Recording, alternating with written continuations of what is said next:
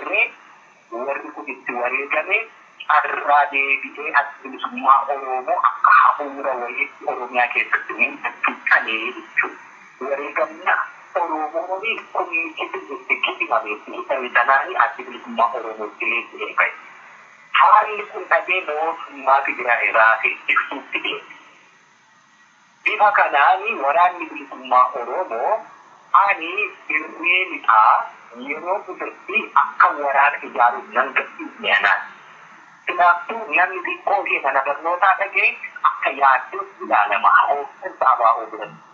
Akka yaadduuf ilaalamurraa kan ka'e naannoo hedduu irratti wareegama hedduu kaffalu sadarkaa dirree illee to'atamuu irratti jechuudha. Kun waan dhokataaf miti ifa dhiida jiru. Wanni to'annaa kana fide immoo Oromoo hanga yoomiitti sababa adda bilisummaa Oromoo fakkii adda bilisummaa Oromoo sababa Oromoo faduudha qaba malee kan jedhu kanarratti wadhatteetu ture jechuudha. Wadhatteen akkasii osuma taa'uuti har'aan 2008 gara diigumsa kabaal galchuufaa fidaniitti geessu dalagan. Achirraanis mana hidhaatiin dhufee jechuudha. Achiin duubammoo bahee kana booddee akkan gara biyya ollaatti yookaan gara biyya biraatti baqatummaa gaafuu dinaan jeeffamaa ture. Aldanaa turan. Yeroo nagaggeessani gara dirreen akkan deemne. Kanaafuu hin danda'u iddoo barbaade haadha kootiin bahee jechuudha.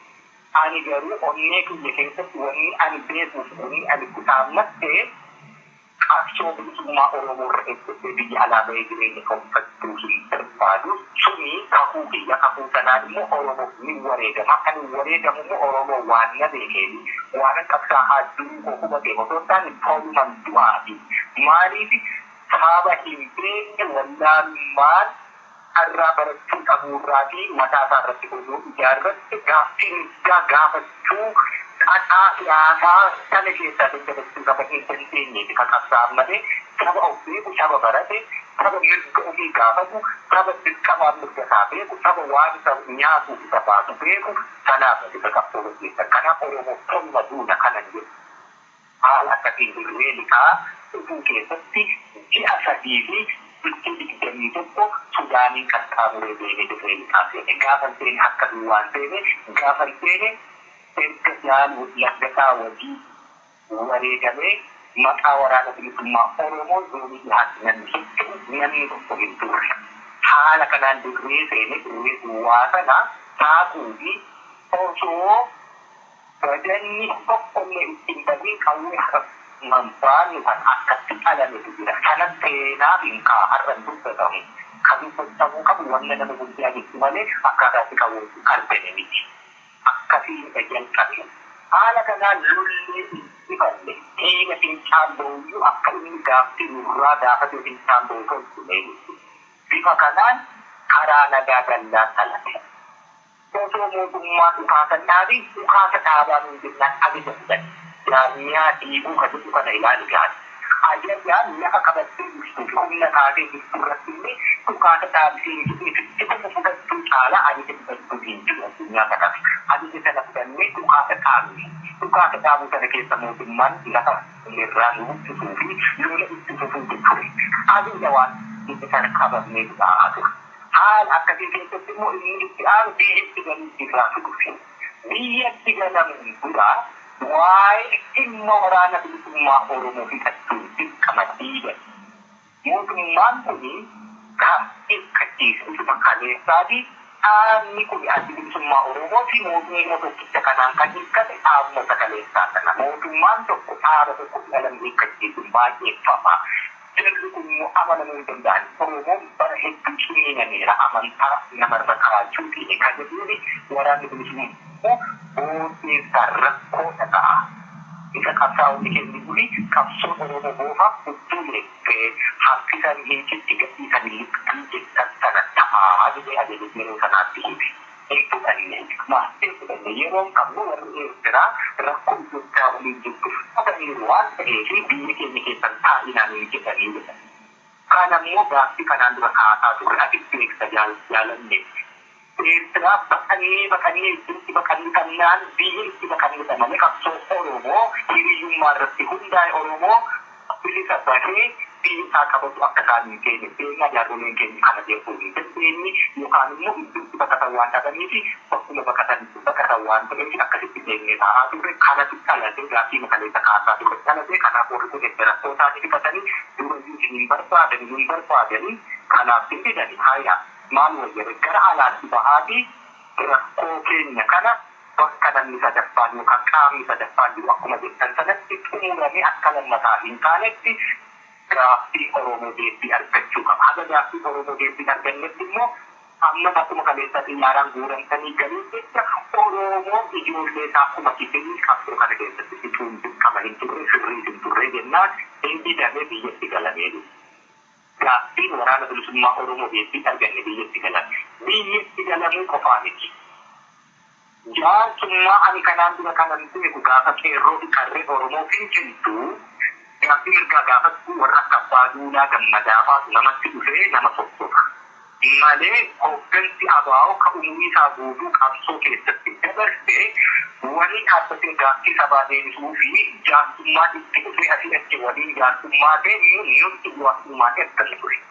Gaaffii isaan inni itti dhiyaate hiikkadhaa akka dhufu mootummaarraa osoo hin taane qaama keenyarraa nutti dhufe. Wanni akkasii hiikkadhaan kun immoo qabsaa'ota kanaan dura miseensota waraana bilisummaa Oromoo kaampii waraanaa keessatti hiikkatanii kooleeraa fi garaa kaasaaf fide 30,040 ta'uu kana deebii argannaa biyyeessaa hedduun abbaan biyyeessaa hedduun ala ilaalaa hafe kanatti hin seennu jechuun achirraa dhalate. Haala kanaan jaarmiyaan sun har'aa jalatti buluu didan jaarmiyaa diigan jedhan waraanni bilisummaa Oromoo doonii bitaa jiru ni qopheeffamamu bifantamii haftu ka doonii kibbaa jiru ni galaa kan inni galuu fi sababni isaa immoo bayyata irraa kunna akka keessa of danda'e hin lolatu gaafa bayyanii irraa jette akka kennataa kan jedhameetti hogganoonni keenya warri har'a isaanii namni ololu jalatti buluu diddan jedhan kuni hundi ololani yeroo barbaachise waraabbii sagalee fi barruu wajjijjiiraa turre guddina teknooloojii galannaa ta'u amma wanni wal sabanii dura darbanii hin jiru mala eeba'uu qaba waan ta'eef Oromoo kalachuu qaba waan ta'eef yeroo ni barbaachisa ta'e ani ololanitti ololuu ta'ee kanaan dura olola barbaadu hojii kana isa malee ololanitti wanni kun ni barbaada mataan Oromoo ni kennaa jechuudha gaafata. Haala akkasiin waraana doonii kibbaa jiru irraa badii ta'e jennaan inni hin galan dandamatu kophaa akkanii kophaa mololuu hin dandeessanii harka lammaafaatu akkasiin irra qabeenyu jedhamee hogganoonni keenya baay'ee fokkiftu Oromoon itti sana dandeessa. Ani itti sana himuun hin ulfaata. Harka garuu isaan tuddee himuun dirqama. Sabni haa falatu sabni nuti yaadu. Haala akkasiitiin qawwee hiikkachuu gaafa didamu duula hamaatu nutti baname. Duuni suni lula guyyaa shanii osoo addaa dinqitiin lollee irra aanee.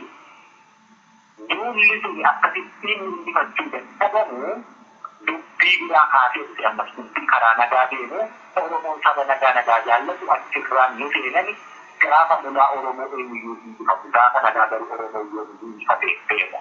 Haala akkasiin waan koree abbootii gadaa koree xixiqqaa jaarolii biyyaa fi abbootii amantaa jedhamu tokko dhufee inni suni murtii gadhee hogganoonni keenya kennan waraana kana dabarsine uummatatti ilaanii abbootii amantaa fi jaarolii biyyaa abbootii gadaatti ilaanii jedhan seerri isaati addi bilisummaa Oromoo adda qawwee lolee Oromoo bilisa baasa jedhee seeraa feera qaba.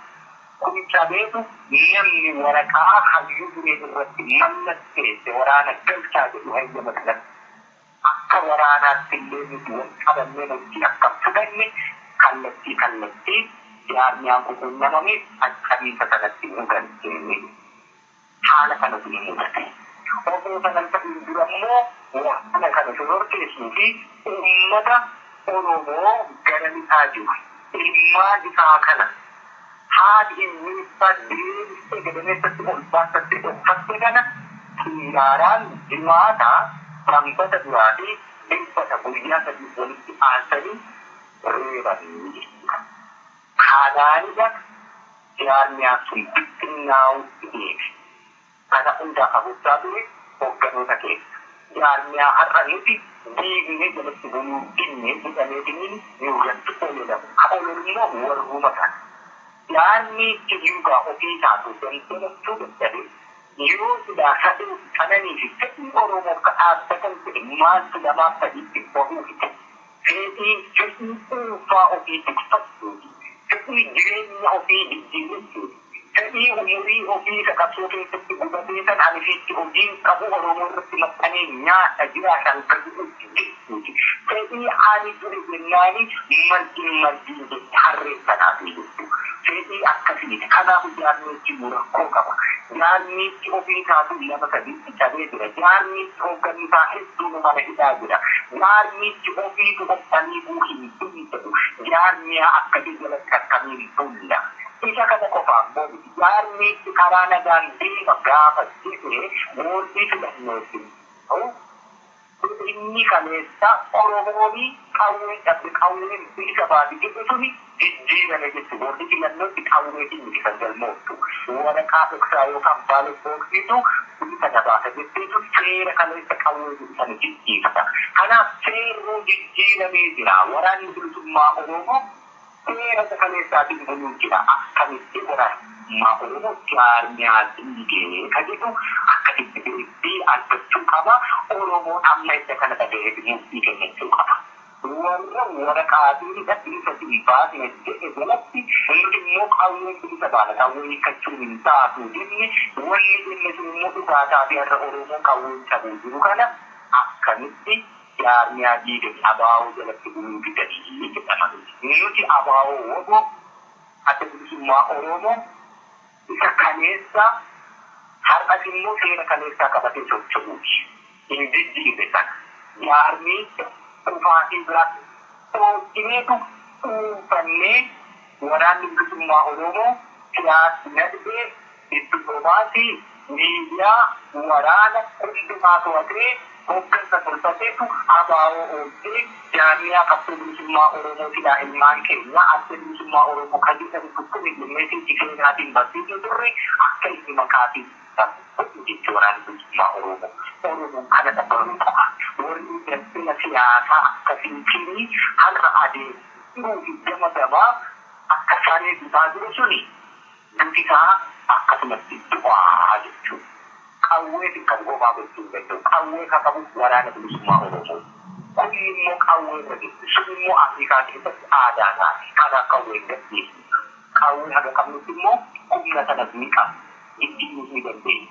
Yeroo ummataatu immoo akkuma silatitti hime diina irraa miti bolonni fira biraatitti hammaata. Kanaaf bilisummaa Oromoo jaarmiyaa diiga ifiche malee jaarmiyaa isaa hin diigne.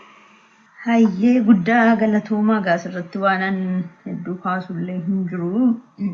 Amma gabaabaamatti waraanni bilisummaa Oromoo sagantaa siyaasaa heera akeeka ABO kan korri sabaa afraffaa seeraan taa'ee raggaasi sana qabatee akka jirudha kan naa mirkaneessitanii. Kanaaf waraanni bilisummaa Oromoo ammayyuu ABO isa heeraaf seera korri sabaa sirnaan taa'ee moggaase sanadha waan jedhudhanii hubadhe jechuudha. Ulfaadha. Ayyee. Sita kaduri miti mata gadin kabannu kero dabbaan biyya jenne akka dhaadannu ade garu hundi keenya waboo qofa furtuun keenya jaallannus jibbinus yoomuu dhiignasaa kunu keessaan koo jabinni kee sibiila cichoomni kee hunda caala yoo biikkatte dhannoo kee nu boonsite lammii kee maqaa makee farra geenye silaan jirru bannee yoona ormakka nu gidduun seennee waboo konaan dhufuudha noora. Gara gaaffii koo itti aanutti hin ce'a. Egaa har'a dhiifama komiimaatu baay'ee deddeemaa jira haa qulqullaa'umaaf hin gaaffii kana kaasaa maaliif burjaajii hamaadha keessadha waan jirruufi kan biraa komeen jiru tokko waraanni bilisummaa Oromoo dhukaasuudha hojiinsaa. Dhukaasuu qofa dhabeeka. hojii siyaasaa, dippiloomaasiif kan kana fakkaatan kanarratti beekumsas ta'e gahumsa itti hin qabu. Maaliif nu hirmaachisu waraanni bilisummaa Oromoo sanarratti hirmaachisuu dide jedhanii beektonni tokko yeroo kumatantu dhagahama. Waan kun keessuma keessa deddeemti ifa ba'ee wanti miidiyaa irratti dubbatame hin jiru. Gaa kun hundas miti warri hirmaatanii hojjechaa jiran jiru. Ulaagaa waraana bilisummaa Oromoo wajjin isaan hojjechiisu. Fakkeenyaaf tuttuqaa diinaarraa kan qulqulluu ta'an kaayyoo waraana bilisummaa Oromootti kan amanan fedha addaa keessa guuttachuuf warri hin bololle proposaalii qopheessatanii kanadha waan nu hojjechuu barbaannu karoorri hojii keenyaa kanadha isa jedhu isinitti dhiyeeffatanii namoonni isin diddan jiru maaliifidha ololli kun kan waraana bilisummaa Oromoo irratti deemu moo dhugumatti waraanni bilisummaa Oromoo hirmaachisuun barbaadu? Hayyee fayyaa ta'ee gaaffii kee ammaa isa siyaasaa siyaasaa akkuma siyaasaa kaase warri Tigraay gammoojjii taaneetu maaliif filatu addunyaan beeksifte kan keenya waajiroota adda addaa addunyaa kanarra jiranii gaaffii sabaa illee waa dubbachuu danda'an bira taa'eetu sabni isaa maaliif akka dhiigaa jirullee Ini Oromoo filan arganne ni jedhe qaama dippiloomaasii keessaa tokko. Ani dhiifa kanaa godhu Oromoon beekaa qabdi dooktara ta'ee sammuu namaa baqaqsee hodhuu qabaachuu dandeetti. Oromoon garuu waashee qabdee beekaa siyaasaa haqaa bara dheeraa fi keessumaa impaayera Itoophiyaa keessatti qadame keessaa haqaallaa adda bu'uufa hiiktee dabartu dagatte. Warri amma dippiloomaasii iddoo waraanni bilisummaa Oromoo dhufaatu qofaa beekaa. Nuti immoo sana hojjechuu qabna. Jedhan kun baay'inaanii namoota hedduu dubbiseeraan. Ni dubbadha ammas mala'uu qaba. Akkasumatti silaa dabartee adda jaallanne. Wanni ani jedhu beekaan Oromoo inni ammatiin jedhe saayinsii adda addaa danda'u suni dandeettii siyaasaa inni hubatu Oromoorraa fagoo jiru suni sochii Oromoorraa fagoo jiru suni hanga wallaalaan waraana bilisummaa Oromoo qabsoo bilisummaa Oromoo keessatti siyaasa Oromoo hubatu fi hubatu. Kuni dhugaa jirtu garuu hadhooftu biqiltuu hin dirqama. Irratti hirmaachisnuu miti. Warri kun akka barteedha barbaada. Dhaloonni haqaamoo waan kanees sabbanamee irratti mutucaannee iddootti mutucaannee argeetu akka lammataan kulleedha hojii kanarraati barateetu waan addaa karaa isa baasu akka isa baasutti qabsoo gaggeessuu barbaada. Qabsoo amma mul'attee amma badhatuu fi injifannootti dhiyaattee ammoo guduunfaa dhabdee yeroo hundaa deebitee duwwaarraa kaasu gaggeessuun barbaada. Akka bartee isa kaleessaa sana jechuudha. Warri amma waan dippiloomaasii haa ta'u meesii fi achi waraanni bilisummaa Oromoo haa badu. Waraanni bilisummaa Oromoo waan barbaadeyyuu ololli kamuu irratti haa deemu dhimma isaanii namni tokko hin beekin. Waa'ee waraana bilisummaa Oromoo dubbatu haa dhiisan. Waraanni bilisummaa Oromoo of qabaa ofiif jira saba isaa immoo qaba. Bobaa saba isaa jala kan jiraatu. Garuu warri waa'ee dippiloomaasii haa ta'u waa tokko isaaniif gaaffii qabu waa'ee waraana bilisummaa Oromoo dhiisa.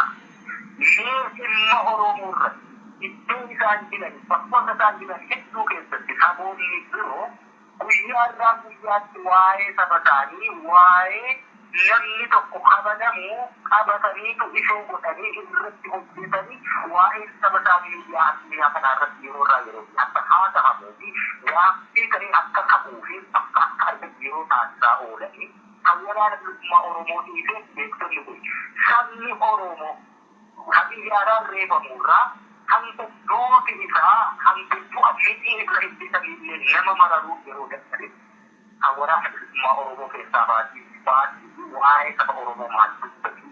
Oromoo hundeen baduu jirtu dippiloomaasii maaliif barbaachisu? Maaliif warra sanaaf hin dhaabbatu? hojii manaa yeroorraa yerootti kaanee dabballee mootummaa abbaa irree yeroorraa yerootti sabaaf laattuu fi qabsaa'otaaf laattuu fi dur dhaabbatanii maal dubbati dippiloomaasii isaanii dippiloomaasii kaa sabaaf jaanii wayii qaawwutti argisiistu hulluuqsistu otoo hin taane dippiloomaasii irra dhaabbatanii waa mutatanii kun yeroo dheeraa ta'ee argameetu abdii irraa kutannaa diiguufi warri kuni tapha siyaasaa isa umaara irraa argatanii kadhatani tapha siyaasaa isa dhiiga dhangala'uu fi xurii dab'aa filateerraa waa mutatanii bitanii hojii mana adda addaa namatti laatamu jala deemanii tutuu malee waan uumanii sabaa fi waan gaarii argisiisuu fi warra nu gabroonfate hojii magaalaatu warra kennuu danda'an ta'uu dibatanii beekaa keenya nutti hima. Oromoon egaa Oromoo kan jira lakkoofsi beekama baqataa keessa beekama barataa keessa beekama mee achi keessatti dippiloomaasii hojjenna jedhee waraana bilisummaa Oromoo bakka bu'ee jedhee tokkee giraa irraa qawwee fudhataatii jedha beekaan Oromoo. Dippiloomaasii isaa bareeda. Tigraay garuu Oromoo qawwee hidhattee humna taate arguu hin feetu. Oromoo ishee feetu Oromoo akka duwwaan lolee mootummaa abbaa irree laamshetti dhabeeti. Achi booddee isheen qophiin teesse akka yoo leenci deemee ajjeese rafa irraa hafu waraabatti funaanutti warra taa'anii jechuudha. Dippiloomaasii isaatii hojjennee qawwee lama yookaan sadii digireesii kennitu akka yeroo darbe gara walloorraan qawwee kudhanii hiriyaa taakkalaa uumaa tokko ta'ee walloo hidhachiisee luftii saddeetii digireerraa qawwee kudhan fuute kanaa jechuudha. Ittiin nuti saba kana harkaa qalanii jechuudha barbaadama. Ifannee dubbatamu qaba. Siyaasa dubbachuutti hin jiru. Hakan dubbachuutti jiru. Haga Oromoo ilaalee murtii itti kennu. Warri kuni dachee keenya irratti daawwatabaa jira. Dachee keenyaaf daawwatabaa jira. Ofii isaa gidduu rakkoo tokko iyyuu hin qabu. Kaleessa warri TPLF deebisaa yeroo turanitti OPDO'n ergamaa fi ture. Booda daandii kakalloo itti sana dhaabachiisaa ture. Warri kaleessa ergataa ture suni har'a baqattummaatiin jiraachuu hin barbaanne. Warri isaan ergatan suni gooftummaatti dhufuuni baay'ee isaan taasisee jechuudha.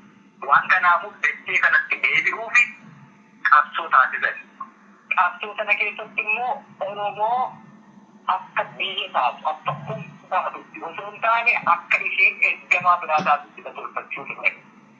Namni kana hubachuu hin dandeenye beekaan Oromoo beekaa siyaasaa ta'ee dippiloomaasii kana nuu hojjechuudha hin danda'u.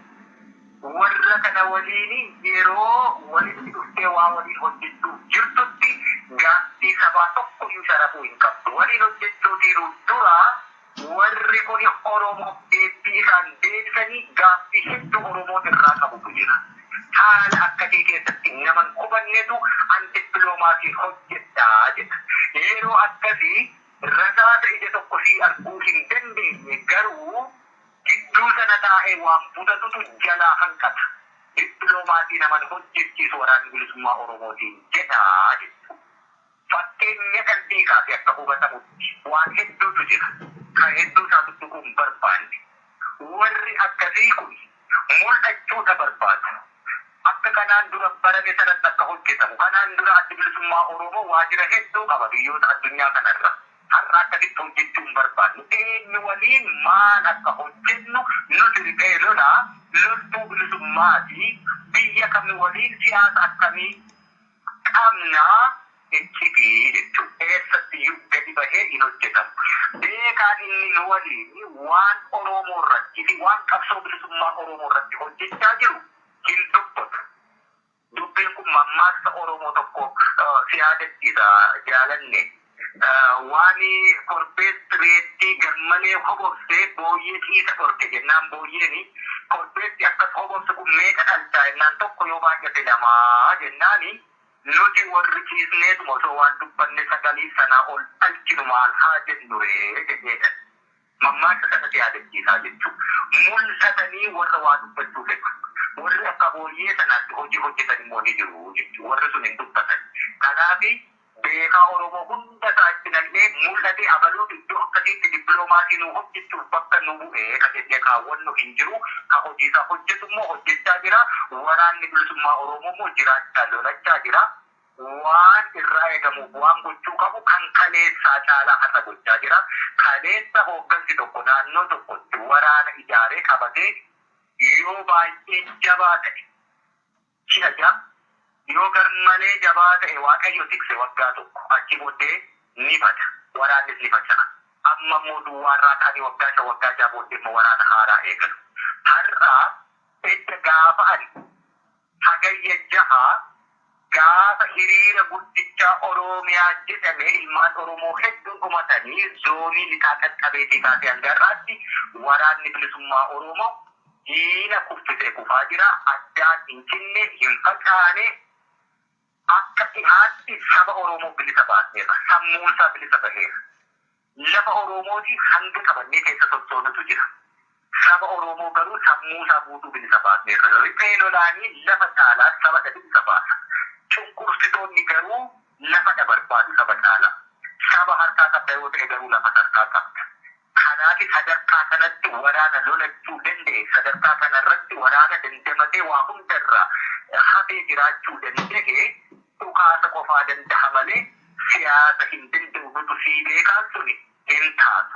Warri siyaasa dandeenyaa fi beekumsa itti qabnaa jedhu sun silaa gaafa Oromooni warra ekeraa miniliti piroojeektii waggoota 15 sanaa olii fi qaramaa ture ekeraa miniliti deebisee hafuura itti horuu fi shira sanaan wal guddisaa ture qubatee fagootti arga ture.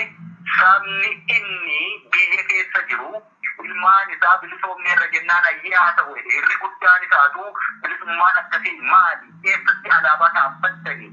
Guyyaan bilisummaa Oromoo yoomidha kabajna guyyaa qabnam nuu murtanii eessatti gabroomne eenyu jalaa bilisa baane jedhee gaaffii kaasaa ture sabni hedduun. Inni hedduun immoo mirqaansuutu ture. Mirqaansuu sana keessa dhiichiseera.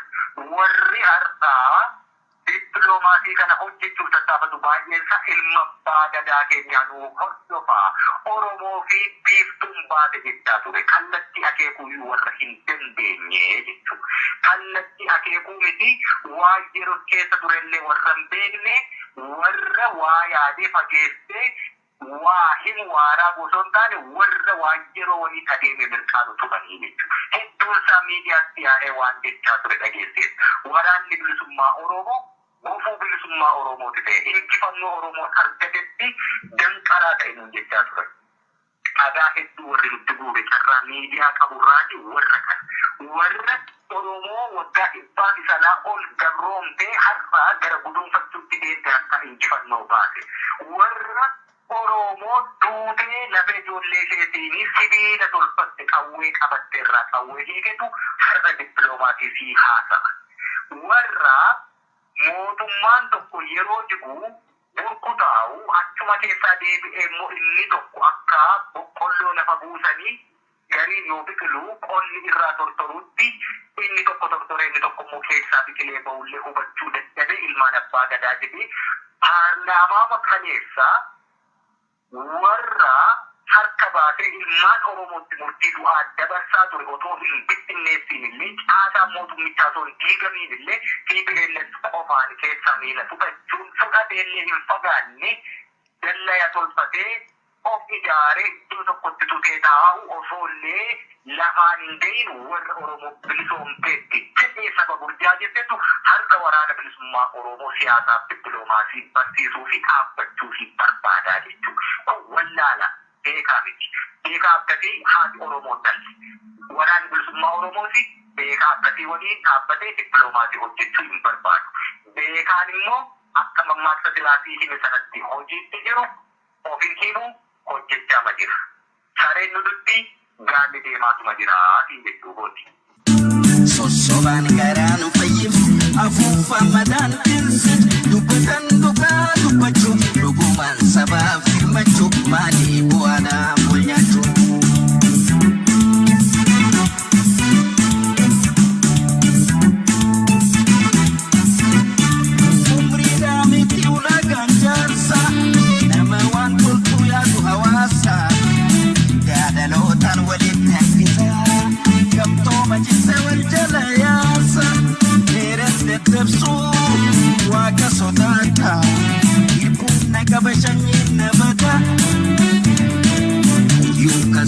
ulaagaa guutaa. Amma immoo kan itti aanu waan dinagdeeti. Waraanni bilisummaa Oromoo dinagdee sirnaan walitti qabataan jiru. Hunduu karaa butata maqaa waraana bilisummaa Oromootiin. Kun immoo qaawwaa waraanni bilisummaa Oromoo